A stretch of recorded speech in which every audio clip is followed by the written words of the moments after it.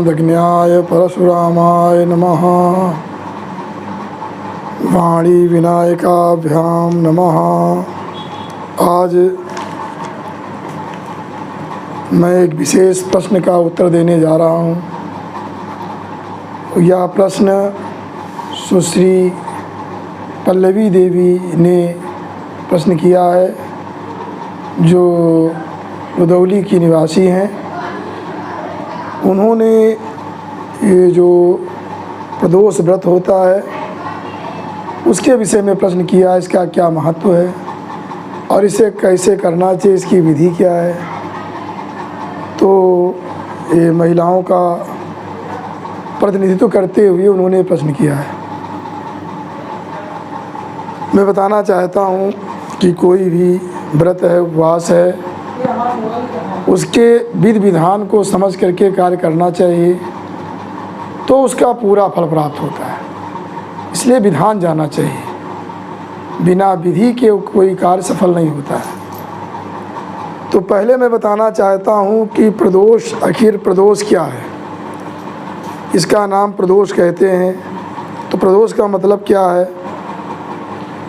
कि प्रदोष के विषय में बताया गया है कि त्रिमुहूर्तम प्रदोषः स्यात् भानावस्थं गते सति नक्तं तत्तु कर्तव्यमिति शास्त्र विनिश्चयः। ये भगवान व्यास की युक्ति है। उन्होंने, व्यास जी ने कहा है कि प्रदोष जो होता है 3 मुहूर्त का होता है। सूर्यास्त के बाद 3 मुहूर्त जो समय होता है उसे प्रदोष काल कहते हैं। मुहूर्तम घटिका द्वयम, एक मुहूर्त 2 घटी का होता है। इस प्रकार से 3 मुहूर्त है तो 6 घटी हो गया। सूर्यास्त के बाद 6 घटी तक जो है उसे कहते हैं प्रदोष काल। तो 6 घटी, एक घटी होती है 24 मिनट की, 2.5 घटी का घंटा होता है, तो 5 घटी हो गई 2 घंटा, और 6 घटी हुई तो 2 घंटा 24 मिनट। 2 घंटा 24 मिनट का जो है ये प्रदोष काल होता है सूर्यास्त के बाद। ये प्रदोष काल विशेष होता है। इसमें जो है भगवान शिव का अर्चन होना चाहिए, उनका पूजन होना चाहिए। इसके पहले जो है बताया गया है कि प्रातः काल स्नान करके और फिर पूजन करना चाहिए। ये पहले का नियम, प्रातः काल भी पूजन करना चाहिए, लेकिन प्रदोष काल का पूजन अर्चन विशेष महत्वपूर्ण होता है। कहा गया है कि अभुक्त्वा प्रातराहारम स्नात्वा चम्य समाहितः सूर्याय देवताभ्यश्च निवेद्य व्रतमाचरेत्। प्रातः काल बिना कुछ खाए पिए, वैसे प्रदोष व्रत में निराहार, अगर हो सके तो दिन भर निर्जल रहे, और जब प्रदोष काल में भगवान का पूजन कर ले तब जल जलपान आदि करे। अगर नहीं संभव है तो फलाहार करके व्रत करे, लेकिन प्रातः जब तक भगवान शिव का अर्चन ना हो जाए प्रातःकालिक, तब तक वो कुछ ग्रहण ना करे। लेता अभुक्त्वा प्रातराहारम, कोई प्रातःकाल कुछ भी न पावे। स्नान करके, आचमन करके और मन को एकाग्र करके पहले भगवान सूर्य को अर्घ्य दे, सूर्य का पूजन करें, अन्य देवताओं का पूजन करके फिर भगवान शिव पार्वती का अर्चन करें, और उसके बाद फिर जो है व्रतमाचरण, इस प्रकार से व्रत करना चाहिए। तो उसके बाद ही जल जलपान प्रातः भगवान जो, क्योंकि भगवान सूर्य का पूजन सर्वप्रथम करना चाहिए, ये अनिवार्य है। उसके बाद गणेश जी का पूजन करें, कार्तिकेय जी का पूजन करें, नंदीश्वर का पूजन करें, पार्वती जी का, शिव जी का, इनका सबका पूजन करें। इन देवताओं पूजन करने के बाद फिर जो अगर जलपान ग्रहण करना, जलपान ग्रहण करे, नहीं तो निर्जला व्रत करे, और सायंकाल जब प्रदोष में पूजन करने के बाद जल ग्रहण करें। इसमें और भी नियम बताए गए हैं कि जिस दिन व्रत करना हो उसके नियम बताए गए हैं शास्त्रों में कि क्षमा सत्यम दया दानम शौचम इंद्रिय निग्रह देव पूजाग्निहवनम च संतोषता स्त्रेयम वर्जनम। कहा गया है क्षमा, उस दिन क्षमा भाव रखना चाहिए, ज़्यादा किसी पर क्रोध नहीं करना चाहिए, क्षमा क्षमा, तब व्रत आपका सफल होगा। उस दिन क्षमा भावना रखनी चाहिए, कोई कुछ हो जाए क्षमा का प्रयास करो। और कम से कम उस दिन प्रदोष के दिन मतलब मिथ्या भाषण न करें, सत्य ही बोले। और दया, सब पर दया की भावना रखना। और दान, उचित मात्रा में दान करना। और पवित्र रहना, इंद्रियों पर निग्रह रखना अपना, चाहे कर्मेंद्रिय हो चाहे ज्ञानेंद्रिय हो, इन पर निग्रह करना। देवताओं का पूजन और अग्नि का पूजन, माने अग्नि में होम, और इस प्रकार से ये हवन करे। संतोष रहना चाहिए, बहुत संतुष्ट रहना चाहिए उस दिन। और किसी प्रकार की चोरी ना करें। ये सामान्य सभी व्रतों का नियम है। ये सामान्य, ये 10 प्रकार का जो है ये धर्म बताया गया है, ये प्रत्येक व्रत में करना चाहिए। और दूसरी बात ये भी बताइए, भविष्य पुराण की चर्चा है, मैं कर रहा हूँ। आगे बताया गया है कि विष्णु धर्मोत्तर ग्रंथ में बताया गया है कि तज्जप्य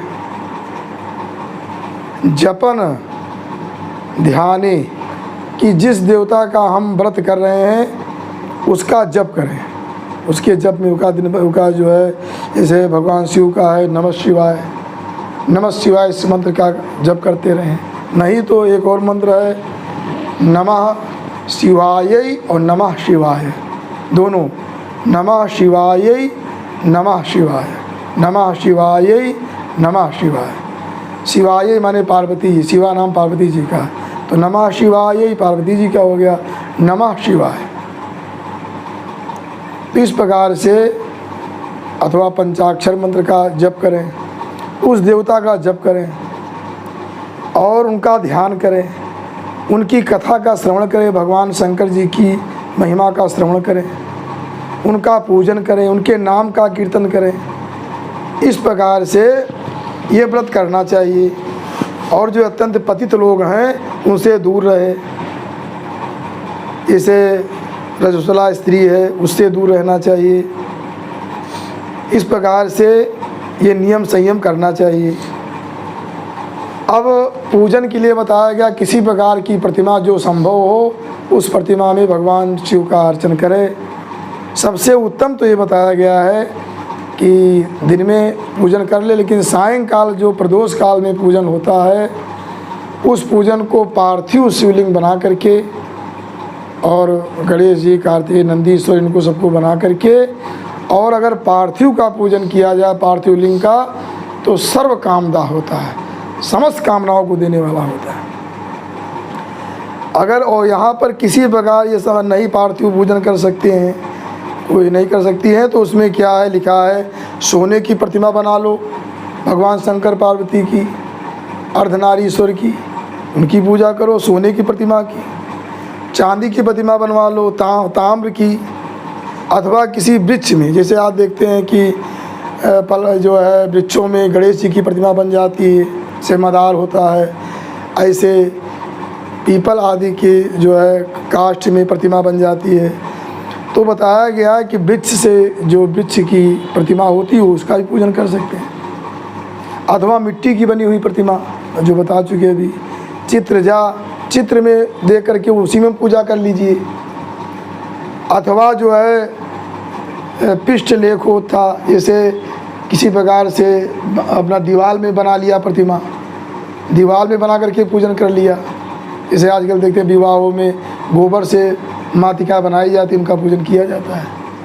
इस प्रकार से बहुत सारे उपाय हैं कि उनका पूजन करो।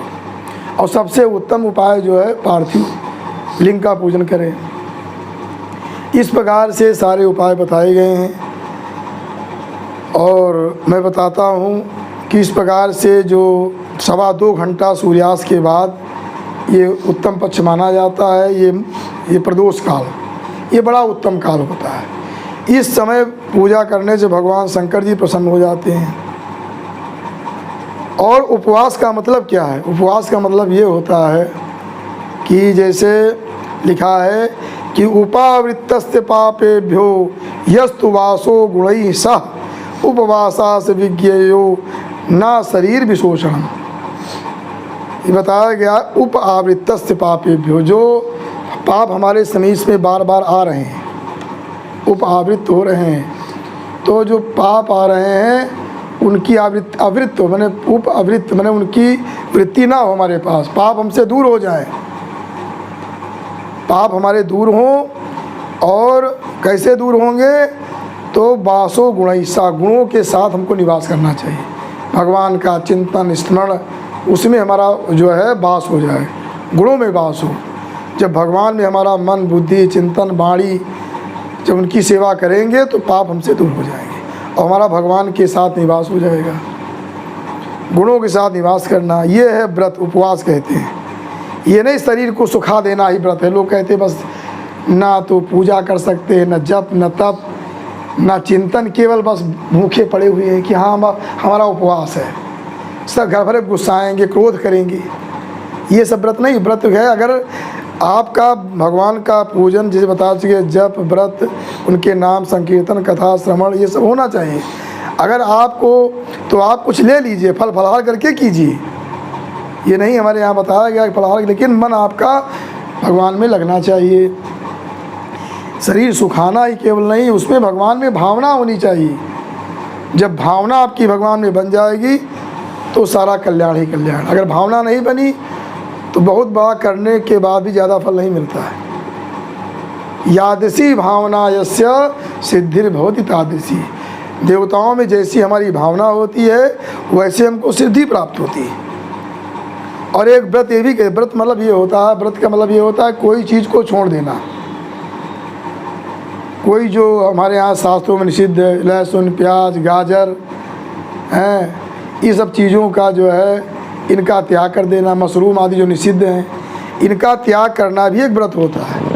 अथवा किसी वस्तु का त्याग करना वो एक व्रत होता है कि हमने इसका त्याग कर दिया। और एक व्रत उसको भी कहते हैं, कोई वस्तु हम ये दूध पीकर व्रत करेंगे, हम केवल फल खा करके व्रत करेंगे, हम केवल जल पी करके व्रत करेंगे, ये भी एक व्रत है। हम निराहार निर्जल होकर व्रत करेंगे, ये भी व्रत है। किसी का त्याग करके व्रत करना निषिद्ध पदार्थों का, और अच्छे पदार्थों को मैं एक ही पदार्थ ग्रहण करके व्रत करूँगा, इसका नाम व्रत है। तो व्रत और उपवास से बहुत बड़ी शक्ति प्राप्त होती है।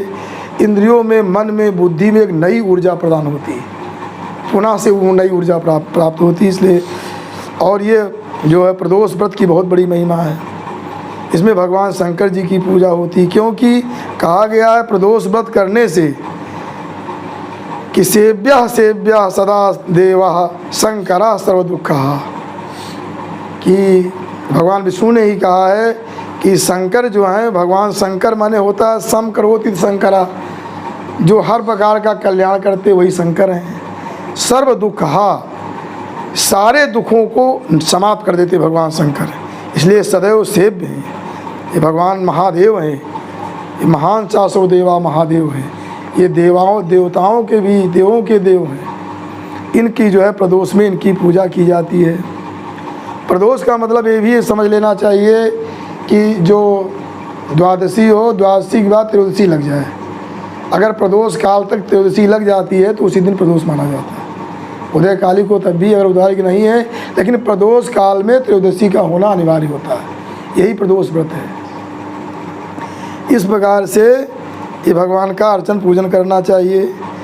कहा गया षोडशोपचार करें, अथवा 300 30 प्रकार का उपचार होता है, राजोपचार होता है। तो यथा वित्तानुसारता, जैसे अपनी क्षमता हो व्यवस्था हो उस अनुसार से भगवान का पूजन करना चाहिए।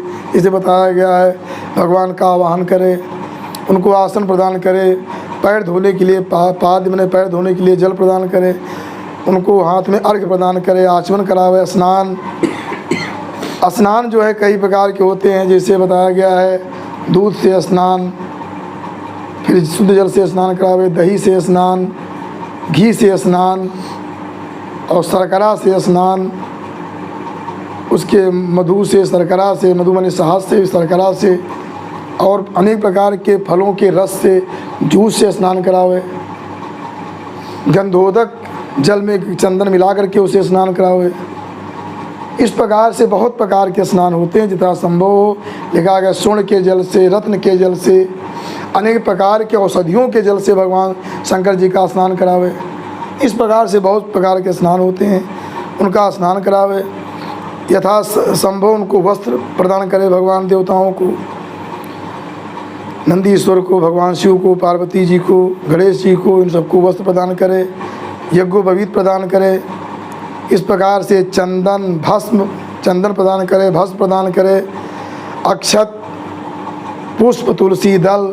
भगवान शंकर को तुलसी दल बहुत प्रिय है। लिखा है भगवान शंकर को तुलसी दल चढ़ाने से मुक्ति प्राप्ति होती, बहुत बड़ा कल्याण होता है, समस्त कामनाओं की सिद्धि होती है। दूर्वा अर्पण करे, बिल्वपत्र अर्पण करे, अबीर, गुलाल, सिंदूर, भुक्का, इस प्रकार से अर्पण करे। इत्र, धूप, दीप, मीठा मिष्ठान, अनेक प्रकार के मिष्ठान और फल, जो प्रदोष के बाद अनेक प्रकार के पकवान भी भगवान को भोग लगाना चाहिए। फल, पान, लवंग, इलायची, सुपारी, दक्षिणा, उनकी प्रदक्षिणा करे, पुष्पांजलि अर्पण करे।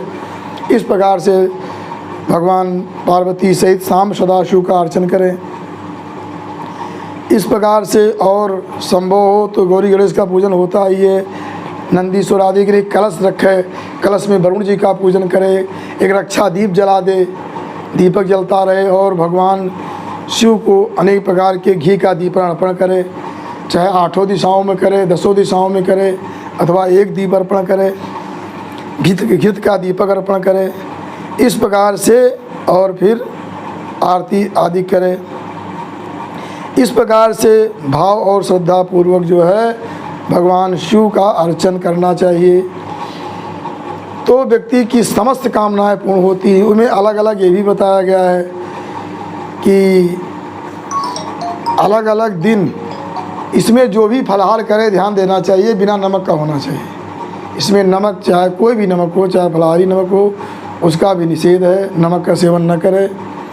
और एक प्रकार शास्त्रों में ये भी बताया गया है, अगर रविवार को प्रदोष पड़ जाए तो वो आरोग्यवर्धक होता है, उससे आरोग्य स्वास्थ्य लाभ होता है और रोग की निवृत्ति होती है, समस्त रोगों की। किसी भी अगर रोग हो, अगर रविवार पड़ जाए तो उसमें रोग मुक्ति के लिए बहुत अच्छा प्रदोष माना जाता है।